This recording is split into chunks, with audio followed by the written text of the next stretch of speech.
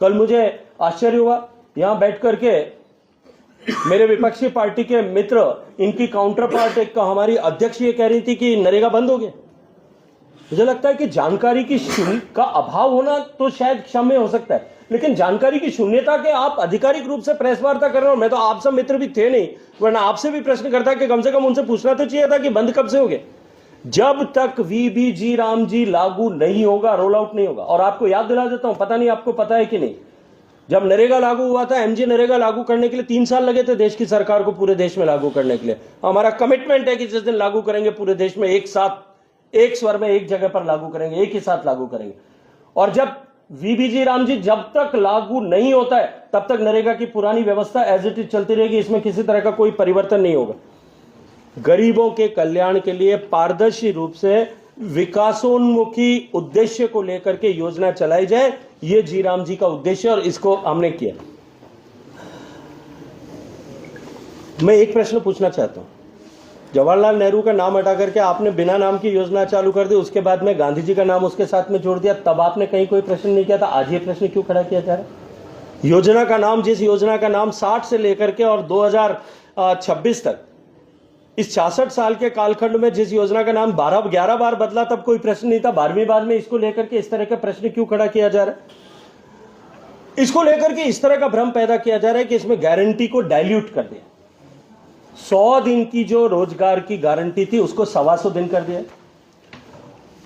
Budget में हमने प्रस्तावित किया है और 1,55,000 करोड़ रुपया इसके ऊपर खर्च होगा। इसको हमने योजना के पास कराने में संसद में उसके पटल पर उसको रखा है और काम करने की दिशा को तय किया।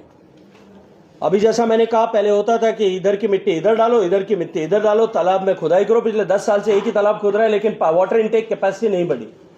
जबकि माननीय मोदी जी के नेतृत्व में जब मैं जल शक्ति मंत्रालय में काम करता था, तब माननीय प्रधानमंत्री जी ने हमको एक संकल्पना दी थी कि देश में पानी की आवश्यकता और प्राथमिकता को देखते हुए हम अमृत सरोवर बनाएं।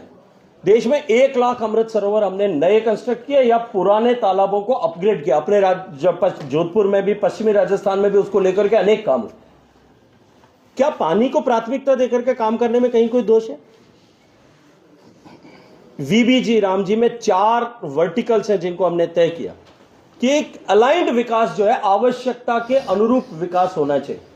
उसमें हमारी पहली प्राथमिकता थी कि हम जल संरक्षण के लिए काम करें, वाटर कैचमेंट के लिए बढ़ाने के लिए काम हो सकता है, कैचमेंट एरिया डेवलपमेंट के लिए काम हो सकता है, पानी के इनटेक को बढ़ाने के लिए काम हो सकता है, जमीन में पानी पुनर्भरण की एक्टिविटी शुरू हो, क्योंकि जिस तरह से हम देख रहे हैं हमारे यहाँ डार्क जोन बन रहा है, उसके लिए काम हो सकता है।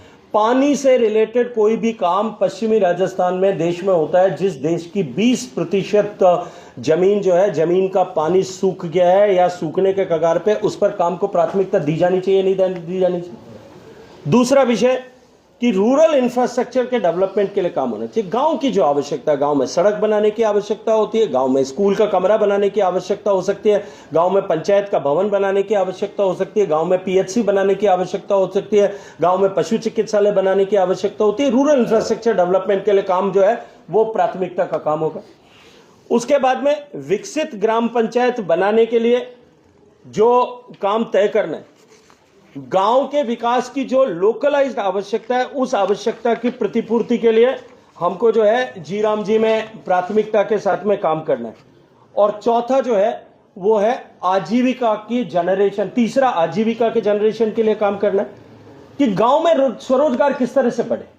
गांव में अगर सेल्फ हेल्प ग्रुप की महिलाएं काम करती हैं, उनके पास बैठने की जगह नहीं है, क्या विकसित भारत की जी राम जी में अगर उनके लिए भवन बनाया जाए, फैसिलिटी बनाई जाए, क्या वो आवश्यकता नहीं? आजीविका की अभिवृद्धि के लिए काम किए जाएं, ये तीसरी वर्टिकल है। आने वाले समय में ये चुनौतियां और संकट और बढ़ेंगे।